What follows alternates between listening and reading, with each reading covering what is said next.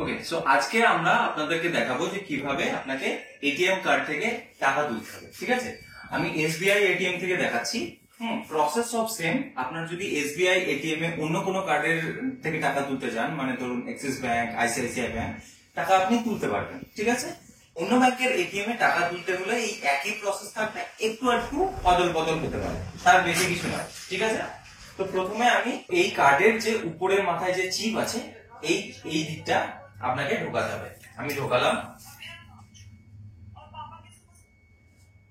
এবার আপনাকে বলা হচ্ছে যে যতক্ষণ মানে এই ট্রানজাকশন চলবে ততক্ষণ যেন কার্ড রিমুভ করবেন না। ঠিক আছে, তো আমরা কার্ড রিমুভ করব না। আচ্ছা, এবার আপনাকে ল্যাঙ্গুয়েজ সিলেক্ট করতে বলা হচ্ছে, তো আমি ল্যাঙ্গুয়েজ সিলেক্ট করব। আমি ইংলিশ সিলেক্ট করলাম।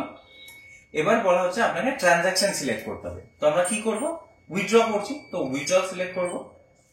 এবার বলা হচ্ছে 500 টাকার নোট এখানে অ্যাভেলেবেল আছে, তো কত টাকা আপনি তুলবেন সেটা এখানে এন্টার করতে হবে। ঠিক আছে, তো আমরা এন্টার করবো, আমরা 5000 টাকা তুলে দেখাচ্ছি। ঠিক আছে, তো 5000 লিখলাম, এরপর ইয়েস বাটনে ক্লিক করলাম। ঠিক আছে, এবার আপনাকে বলা হচ্ছে যে আপনার পিন কোড এন্টার করতে, তো আমি আমার পিন কোড এন্টার করব।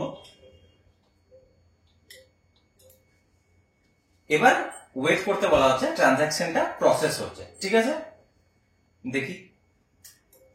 এবার অটোমেটিক্যালি আপনার এখানে ব্লিঙ্ক করা হচ্ছে, মানে কার্ডটাকে বের করতে বলা হচ্ছে। দেখতেই পাচ্ছেন টাকার একটা শব্দ আসছে, কাউন্ট হচ্ছে। দেখুন টাকা বেরিয়ে চলে এলো।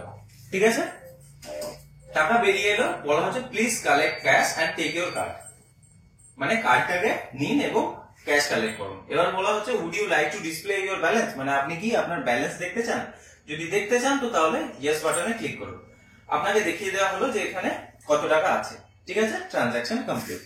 তো এইরকম ভাবে আপনাকে টাকা তুলতে হবে এটিএম থেকে। খুব সিম্পল প্রসেস, সহজ ভাষায় বুঝিয়ে দিলাম। আশা করি কারোর কোনো রকম সমস্যা হবে না এটা তুলতে। ঠিক আছে।